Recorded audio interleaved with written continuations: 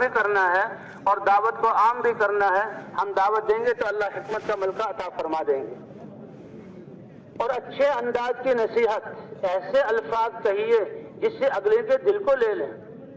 ایک اپنے دوست کو کہنا کہ بھائی تمہارے والد محترم قبلہ اور کعبہ ابا آ رہے ہیں, یہ ایسے الفاظ ہیں کہ وہ کہے گا ماشاء اللہ میرے دوست کے دل میں میرے ابا کا کتنا احترام ہے. اور وہ کہ تمہارا باپ آ رہا ہے تو بہت فرق ہے. تو اس لیے معاوضہ دعوت دیتے دیتے سیکھے بھی صحیح اچھے انداز کی نصیحت کے ساتھ. تو جن کو دعوت دی جا رہی ہے, اب حکمت یہ ہے کہ تھوڑا سا تعارف کر لیا جائے, اس کے دینی سطح معلوم ہو جائے, اور پھر اللہ سے دعا کر کے اس کو سطح سے آگے بڑھانا. چند باتوں کے سوال جواب سے پتہ لگ جائے گا, اور اللہ کے راستے میں ان کو ذمہ داری کا احساس دلانا. اور حکمت میں سے یہ بھی ہے کہ دیکھ لیا جائے یہ ساتھی کتنی دیر میرے ساتھ چلے گا. اللہ نے ہمیں یہ دعوت میں ایسا اسلوب دیا ہے کہ چند سیکنڈوں میں بھی ہم اپنے مدعا کو سمجھا سکتے ہیں. چند منٹ ملیں تو بھی اگلے کو بتا سکتے ہیں کہ ہمارا نکلنا اس کا کیا مقصود ہے, اور گھنٹوں بیانات میں بھی اپنی باتوں کو پھیلا سکتے ہیں. اعلان کرنے والا چند منٹوں میں او بھائیو میری اور آپ کی اور سارے انسانوں کی کامیابی کا راستہ اللہ کا دین ہے. کامیابی اللہ کے خزانوں سے ملتی ہے اور اس کا راستہ اللہ کا دین ہے, اور دین کا زندگیوں میں آنا اس کے لیے نبیوں کی محنت ہے. ختم نبوت کی وجہ سے یہ محنت ہر کلمہ گو کے ذمہ ہے. اب اس محنت کے بارے میں بات چیت ہوگی, آپ تشریف رکھیں. تو اس لیے بھی اللہ نے تو ہمیں دعوت ایسی دی کہ چند الفاظ میں ہم اگلے کو یعنی جہاں قائل کر سکتے ہیں. تو اللہ سے مانگنا ہے اور دعوت دینی ہے. اس کے اترنے سے پہلے اللہ نے جو موقع دیا وہ سمجھ جائے بھئی یہ تو بڑے عظیم لوگ ہیں, اور اس نے تو میں تو مسلمان ہوں, میں تو حضور کی امت میں ہوں, میری زندگی تو خود غفلت میں گزر رہی ہے, اور انہوں نے کہا کہ اللہ کے دین کی محنت کرنی ہے, تو وہ اس نیت کو لے کر اترے. راستے میں لوگوں سے کھانے پینے کی چیز کا اکرام قبول نہیں کرنا. ہم تو وہ ہیں کہ اپنا سب کچھ لگانے کی نیت سے کہ اپنے مال لگاؤ اور اپنا جان لگاؤ, اور لوگوں کے جو پاس جو کچھ ہے نہ دل میں نیت ہو اور نہ زبان پر سوال ہو. اگر دیں بھی اللہ کے راستے, بھئی ہم اللہ کے راستے میں نکلے ہوئے ہیں, ہم اپنا جان مال لگا رہے ہیں, تو اس لیے ان کو معذرت کر دی جائے. ہم خود اکرام کر سکتے ہیں. اگر کوئی ساتھی یہ کہے کہ میں تو آپ بہت اچھے لوگ ہیں, ابھی سے میں آپ کے ساتھ جانے کے لیے تیار ہوں, تو سمجھایا جائے ماشاء اللہ آپ بات کو سمجھ گئے, یہ اللہ کی مہربانی ہے. لیکن اس کا نظام یہ ہے کہ اپنی مسجد والوں کے ساتھ جڑیں, گشتوں میں شریک ہوں, شہ روزے کے لیے جائیں, اور پھر ان کے ساتھ اللہ کے راستے میں جماعت بنا کر آئیں. تو بھائی سب ساتھیوں نے دعوت دینی ہے. دعوت کے ساتھ ساتھ نمازوں کا بھی اہتمام کرنا ہے. جب یہاں سے جا رہے ہیں, اگر دور کا سفر ہے, نمازوں کے اوقات جن علاقوں میں جا رہے ہیں, کیونکہ جیسے نماز کا پڑھنا فرض ہے, نماز کے وقت کو پہچاننا بھی فرض ہے, اور نماز کے لیے پاکی حاصل کرنا بھی فرض ہے. اس لیے نمازوں کا نظام الاوقات ہمیں معلوم ہونا چاہیے. بس میں جا رہے ہیں تو بس والوں سے بات کی جائے کہ ہم اللہ کے راستے میں جا رہے ہیں, نماز کے وقت میں بس کو ایسی جگہ پر روکنا جہاں پانی کی مقدار موجود ہو, ساتھی وضو وغیرہ کر سکیں, جماعت کے ساتھ نماز پڑھ سکیں, اس سے بات کی جائے. اور اس لیے ساتھی اگر باوضو رہیں تو بہت اچھا ہے. بھئی وضو تو مومن کا ہتھیار ہے. ہاں, ایک صحابی نے عرض کیا یا رسول اللہ فقر و فاقہ ہے, بے روزگاری ہے, آج سارے ساتھی شکایت کرتے ہیں, تو حضور نے ایک کلمہ کہا کہ باوضو رہا کرو. انہوں نے وضو کا اہتمام کیا, اللہ کے رسول کو بتایا کہ اس پاکی اور وضو کی وجہ سے اللہ نے مجھے غنا عطا فرما دیا. اور اے بلال تمہارا وہ کون سا عمل ہے کہ جنت کے درجے میں نے تمہیں اپنے سے آگے پایا, تمہارے قدموں کی آہٹ کو سنا. یا رسول اللہ جب بھی پخانہ پیشاب کرتا ہوں اور سو کر اٹھتا ہوں, سب سے پہلے میں وضو کرتا ہوں, اور وضو کر کے 2 رکعت نماز پڑھ لیتا ہوں. حضور صلی اللہ علیہ وسلم تو بیان فرما رہے تھے. حضرت عمر نے کہا حضور نے یہ فرمایا جو آدمی اچھی طرح وضو کرے اور وضو کرنے کے بعد آسمان کی طرف دیکھے اور کہے اشہد ان لا الہ الا اللہ و اشہد ان محمدن عبدہ و رسولہ, یہ وضو تو ابھی ذریعہ ہے, مقصود تو نماز تھی, ابھی تو وہاں پہنچے بھی نہیں. اسی پر اللہ جنت کے 8 دروازے کھول دیتے ہیں, جس دروازے سے چاہے داخل ہو. اس لیے بھی باوضو رہیں گے, برکت بھی رہے گی. جو ہے گاڑی رکی, یہ اوقات کی حفاظت یہ بہت ضروری ہے. سب سے زیادہ ہم اگر نقصان کر رہے ہیں اپنے زندگی کے لمحات کو ضائع کر کے نقصان کر رہے ہیں. ہمارا تو ایک ایک سانس قیمتی ہے، ہمارے ایک ایک سانس کے ساتھ ساری انسانیت کا تعلق ہے۔ اس لیے بس سے اترتے ہی فوراً وضو کریں اور با جماعت نماز پڑھ کے پھر بس میں سوار ہو جائیں۔ اور کیا ہی پیاری بات ہے کہ ڈرائیور اور کنڈکٹر اور باقی سواریوں کو بھی اتار لیں۔ لیکن اس کا مقصد یہ نہیں کہ ہم وقت ضائع کریں، بلکہ اگر 10 منٹ دیے ہیں اس سے کم وقت میں، اگر ریل گاڑی کا سفر ہے تو پھر گاڑی کے اندر اگر گاڑی کہیں رکتی ہے تو وہاں بہرحال اس طرح جو ہے دعوت دیتے ہوئے، نمازوں کو ادا کرتے ہوئے اور سیکھتے سکھاتے ہوئے جانا ہے۔ اگر لمبا سفر ہے تو تعلیم بھی کر سکتے ہیں، تعلیم میں دوسرے ساتھیوں کو شریک کر سکتے ہیں۔ دعوت چلانی ہے تو انفرادی، بس میں اور گاڑی میں ایک ساتھی بیان کے لیے کھڑا ہو جائے، آؤ بھائی آؤ، یہ ہمارا مزاج نہیں ہے۔ ہمارا بیان تو سارے دن اپنے آپ کو تھکا کر اور مسجد میں جمع کر کے پھر اللہ رسول کی بات کو رکھتے ہیں۔ اب جہاں ہم نے جانا ہے وہاں پہنچ گئے اور وہاں اترے اور بستی میں داخل ہونا ہے تو ذمہ دار ساتھی روک لے اور سب کو جمع کر لے۔ یہ سفر کی تھکاوٹ اور گرمی سردی کی تکلیف، کھانے پینے کا آگے پیچھے ہونا، دنیا والے بھی تھکے ہیں۔ جس گاڑی سے ہم اترے ہیں، جس بس سے ہم اترے ہیں، کتنے لوگ دنیا کے لیے جا رہے تھے، اور وہ جو دنیا کے لیے جا رہے تھے ان کے وقت کا حساب ہوگا، اور جو ان کے پاس مال ہے اللہ اس کا حساب لیں گے، اور جو اللہ کے راستے میں جا رہے ہیں اللہ ایک ایک سیکنڈ کا اللہ اجر اور حساب دیں گے، اور ان کی تھکاوٹ پر اللہ ان کو اجر عطا فرمائیں گے۔ یہ تو اللہ کے خزانوں کے دہانے کھولنے کے لیے ہے۔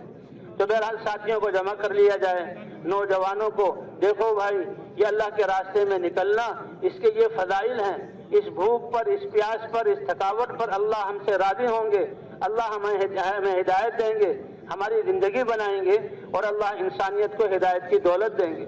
یہ راستہ تو اتنا قیمتی ہے کہ جسم پر پڑنے والی غبار، اس کو بھی اللہ قیامت میں خوشبو بنا کر ہمارے جسموں پر ڈالیں گے، اور جس جسم پر جو ہے اللہ کے راستے کی غبار پڑ گئی تو اس جسم پر اللہ جہنم کا دھواں حرام فرما دیتے ہیں۔ حضرت عبداللہ ابن مبارک کتنے بڑے محدث ہیں، کتنے بڑے محدث ہیں۔ ان کے بارے میں آتا ہے کہ 6 مہینے وہ اللہ کے راستے میں نکلتے تھے اور 6 مہینے وہ علم میں مشغول ہوتے تھے۔ اب جب علم میں مشغول ہوتے، حدیثیں پڑھاتے تھے تو حدیثوں کا لکھنا لکھانا ہوتا تھا، اور حدیثوں کو قلم کے ذریعے، کانوں کا قلم اس کے ذریعے لکھا جاتا ہے، اور اس کے ذریعے لکھتے لکھتے جب نب اس کی گھس جاتی ہے، نوک، تو پھر اس کو تراشا جاتا ہے۔ تو قلم کے تراشوں کو وہ جمع کر لیتے، تو 6 مہینے کے تراشے، پوری زندگی کے تراشے انہیں جمع کیے ہوئے تھے، اور اللہ کے راستے 6 مہینے وہ اللہ کے راستے میں نکلتے تھے، اور جب اللہ کے راستے میں نکلتے، جب واپس آتے تو اپنے گھوڑے کو روک لیتے اور ایک چادر بچھاتے، گھوڑے کی زین اور اس کے جو ہے جسم اور اپنے جسم اور کپڑوں پر جو مٹی لگ جاتی وہ مٹی کو چادر میں جمع کر لیتے۔ تو کانے بھی جو ہے وہ تراشے بھی بہت سارے جمع ہو گئے اور مٹی بھی کافی ساری جمع ہو گئی۔ جب انتقال ہونے لگا تو کہنے لگے میرے جو ہے غسل کے لیے جو پانی گرم کرو گے تو ان قلم کے تراشوں سے جو ہے گرم کرنا جس کے ساتھ میں نے علم کی باتیں لکھی ہیں، اور میری قبر میں مجھے دفناؤ گے تو یہ اللہ کے راستے کی مٹی، اس مٹی کو میرے ساتھ جو اینٹیں تم جوڑو گے تو اس میں دفن کر دینا، کیونکہ سنا ہے کہ جس جسم پر اللہ کے راستے کے غبار پڑ جائے اللہ جہنم کی آگ تو بہت دور کی بات ہے، جہنم کا دھواں بھی حرام فرما دیتے ہیں۔ اس طرح بھائی ساتھیوں کے حوصلوں کو بڑھایا جائے، بتلایا جائے کہ اللہ کے راستے میں نکلنا کتنی قیمتی چیز ہے، بستی والوں کو بھی جمع کر لیا جائے تاکہ ان کو پتہ لگے کہ یہ جو ہے جماعت والے کس فکر کے لیے آئے ہیں، کتنے یہ ہمیں ہمدرد ہیں، ہم دعا مانگیں گے بستی والوں کے لیے، بچوں کے لیے، تو وہ ہمارے نمائندے بن کر پہلے سے بستی والوں کو جو ہے کہیں گے کہ یہ تو بہت اچھے لوگ ہیں۔ راستے کے چلنے کے آداب، دائیں طرف چلنا ہے، دو ہو کر چلنا ہے، نظروں کی حفاظت کرنی ہے، کیونکہ بھائی ہماری دعوت ہے ساری چیزوں سے جو ہونا نظر آ رہا ہے اس کی جو ہے اس یقین کو نکال کر اللہ سے ہونے کے یقین کو بتلانا۔ کہتے ہیں نظر تو شیطان کے جو ہے زہریلے تیروں میں سے ایک تیر ہے، جس چیز پر پڑ جاتی ہے اس کا اثر، اور پھر نماز جیسی عبادت میں انسان اس کو سوچتا ہے۔ اس لیے اے ایمان والو اپنی نظروں کو نیچا رکھو، اپنی نظروں کو نیچا رکھو تو راستے پہ چلتے ہوئے نظر نیچی ہو۔ بھائی اگر مرکز میں گئے ہیں اور وہاں سے مسجدوں کو جماعتوں کو لینا ہے تو مرکز والے آئیں گے، تشکیل والے، ان کو اپنی جماعت کے حالات بتا دیے جائیں اور ان سے مسجدوں کے حالات پوچھ لیے جائیں۔ لیکن مسجدوں کو ان کا انتخاب یہ جماعت والے کریں گے، ذمہ دار ساتھی کریں گے کہ میرے ساتھ اگر پرانے ہمت والے اور محنت والے ساتھی ہیں تو نئے علاقوں میں جائیں گے، درمیانے ساتھی ہیں تو درمیانی مسجدوں میں، تاکہ میرے ساتھیوں کی بھی تربیت ہو، اور اگر بھائی نئے ساتھی ہیں تو ایسی مساجد جس میں جہاں پہلے سے کام ہو رہا ہے یہ جماعت مسجدوں کا انتخاب مسجد جہاں جماعت والے کریں گے۔ اور ہم شہر کے علاقوں اور کناروں سے محنت شروع کریں، فقراء اور مساکین کی محنت سے مسجدوں سے محنت شروع کریں، ہوتے ہوتے کسی طبقے کو ہم نے نہیں چھوڑنا۔ اور بھائی پہلے سے وقت تعین نہ کی جائے، جماعتوں کے نکلنے کا مقصد کہ ساتھی بھی سارے اعمال سے گزر جائیں اور پھر ہر فرد سے، محلے کے ہر فرد سے ملاقات ہو جائے اور نقد جماعتیں اللہ کے راستے میں نکل جائیں۔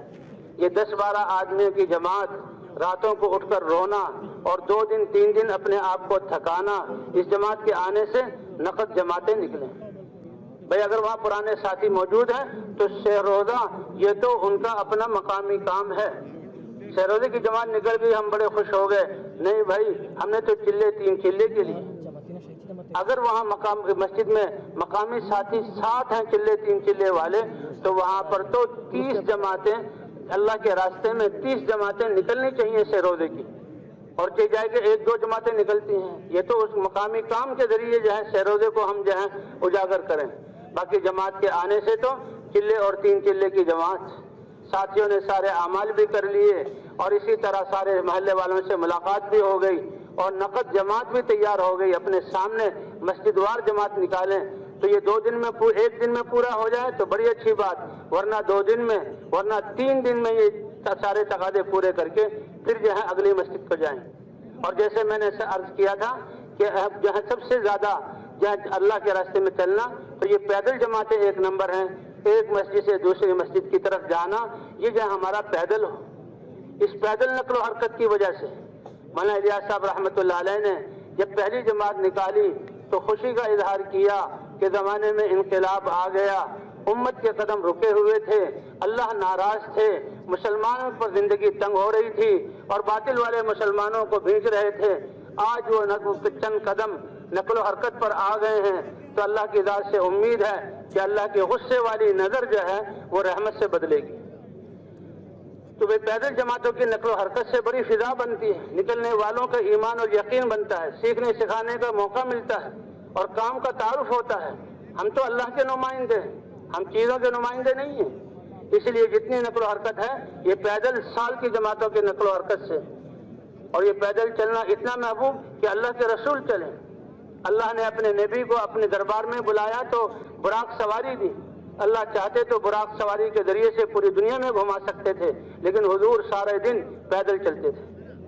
ایک صحابی کہتے ہیں کہ ہم نے دیکھا حضور صبح سے مکے کی گلیوں میں پھر رہے ہیں اور دعوت دے رہے ہیں، حتیٰ اذا انتصف النہار، جب سورج بالکل اوپر آ گیا اور جہاں دھوپ ناقابل برداشت ہو گئی تو حضور صلی اللہ علیہ وسلم اپنے گھر تشریف لائے، غبار سے اٹے ہوئے، بال پراگندہ، تھکے ہوئے، سانس چلا ہوا۔ حضرت زینب رضی اللہ تعالیٰ عنہ نے باپ کو دیکھا تو پیالے میں پانی لائیں اور ننھے ننھے ہاتھوں سے چہرے کو دھویا اور رو رہی تھی کہ میری قوم جو ہے میرے ابا کو کیوں تکلیف دیتی ہے، یہ تو دین کی طرف بلاتے ہیں۔ حضور صلی اللہ علیہ وسلم نے فرمایا، اے بیٹی رو مت، اے بیٹی رو مت، تیرا ابا ایسا دین لے کر آیا ہے، لا يبقى بیت مدر ولا وبر الا ادخلہ اللہ بعز عزیز وذل ذلیل، یہ دین ہر گھر میں داخل ہو کر رہے گا۔ وہ تو اللہ تو ہدایت دینے والے اللہ ہیں، یہ تو محنت کرنے والوں کے ایک ایک قدم پر نوازنے کے لیے، ایک ایک سانس چڑھنے پر ان کو رحمتوں سے بخشنے کے لیے اور آخرت کے کھاتے کھولنے کے لیے اللہ نے ہمیں تھوڑی سی اس نقل و حرکت کا حکم دیا، ورنہ دل بدلنے والی ذات کون سی ہے بھائی؟ اللہ کی ہے۔ اس لیے ہم نے مسجدوں میں جانا، جس مسجد میں جا رہے ہیں ان کو پہلے سے اطلاع ہو جائے کہ جماعت آ رہی ہے، تاکہ پرانے ساتھی پہلے سے موجود ہوں۔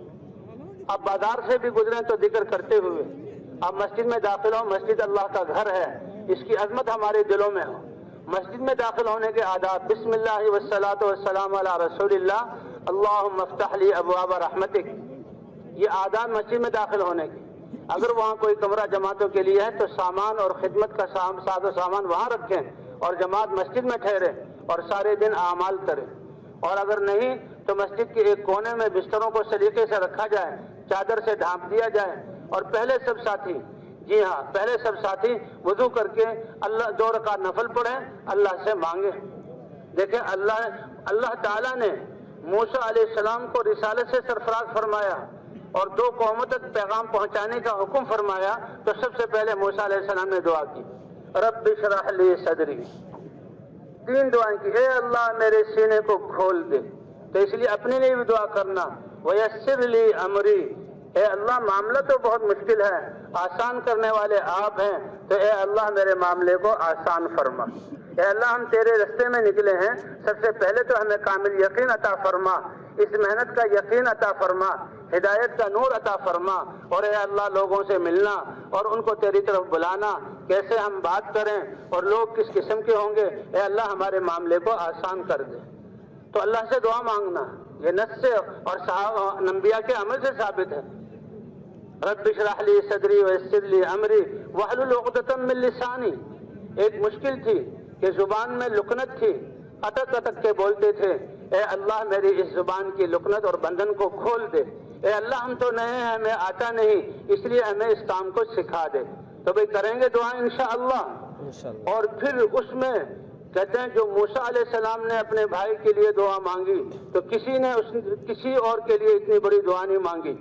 کیا دعا مانگی؟ اے اللہ اس دعوت والے کام میں اور رسالت والے منصب میں میرے بھائی کو میرا شریک کر دے. وَأَشْرِكْهُ فِي أَمْرِي كَيْ نُسَبِّحَكَ كَثِيرًا وَنَذْكُرَكَ كَثِيرًا. اے اللہ میرے بھائی کو میرے ساتھ شریک کر دے. تو یہ سب سے بڑی دعا تھی کہ نبوت اور دعوت والا کام اے اللہ میرے بھائی کو دے دے. تو اس لیے ہم مسجد میں جاتے ہی 2 رکعت نفل پڑھ کر اے اللہ ہمارے سینے کھول دے, اور اے اللہ ہمیں صحیح بات سمجھا دے, اے اللہ لوگوں کے دلوں کو نرم کر دے, مشکل گھاٹیوں کو آسان کر دے. اور موسیٰ علیہ السلام نے اے اللہ میرے بھائی کو رسالت اور نبوت عطا فرما, اور ہم اے اللہ ہمارے مسلمان بھائیوں کو اور حضور کی امت کو دعوت پر کھڑا فرما. تو بھی دعا کریں گے انشاءاللہ. اور پھر مشورے کے لیے بیٹھ جائیں.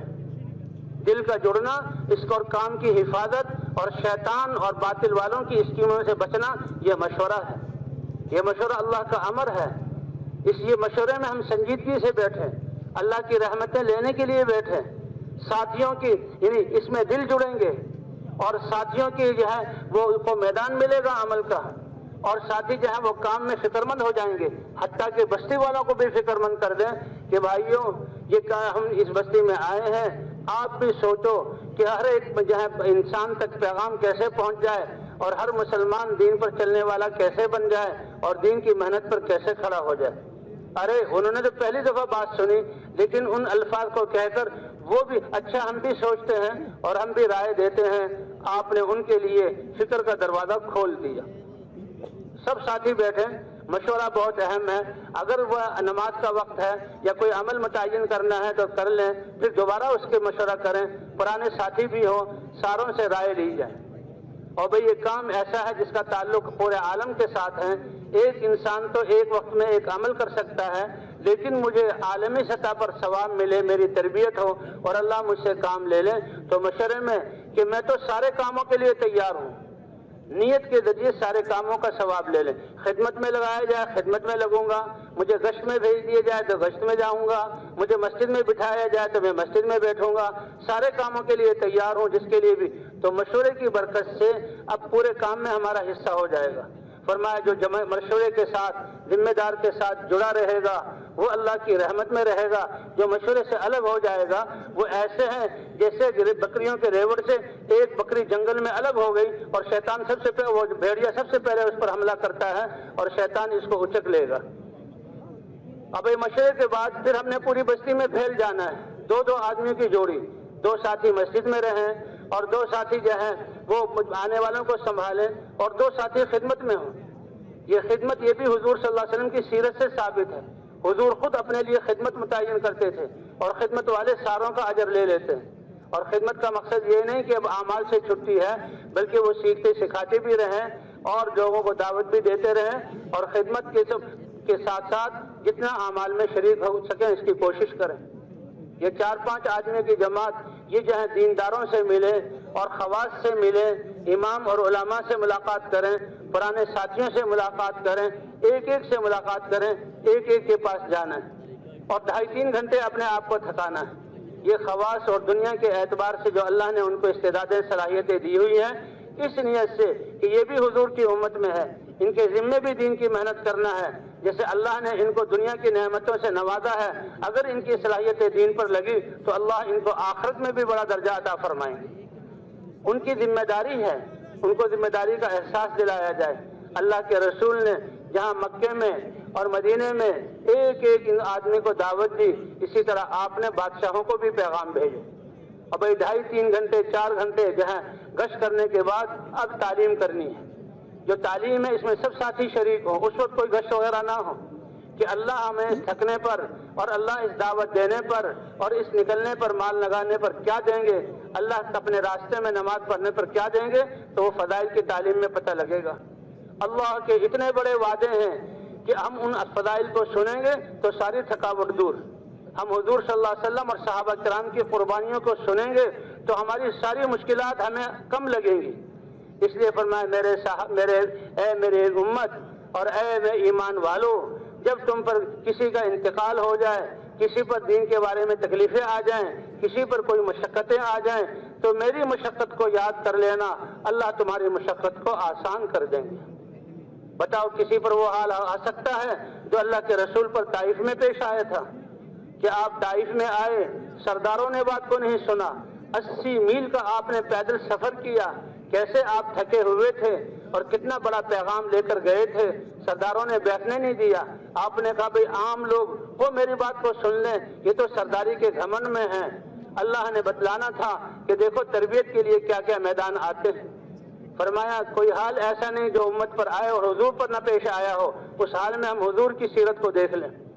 پتھروں کی بارش ہوئی، میلوں آپ دوڑے، بے ہوش ہونے لگے، خون جم گیا جہاں جوتیوں میں، اور جبرائیل علیہ السلام آئے اور اللہ کے سامنے دعا کی، اے اللہ اگر آپ راضی ہیں تو مجھے ان تکلیفوں کی کوئی پرواہ نہیں، اللہ اکبر، اور اگر آپ اس کے علاوہ کوئی بات ہے تو آپ کو راضی کر لینا، یہ سب سے زیادہ ضروری ہے۔ حالانکہ اللہ تو راضی تھے لیکن امت کو یہ بتلایا کہ دیکھو اللہ کی رضا کے حاصل کرنے کے لیے یہ تکلیفیں بھی کوئی حیثیت نہیں رکھتی۔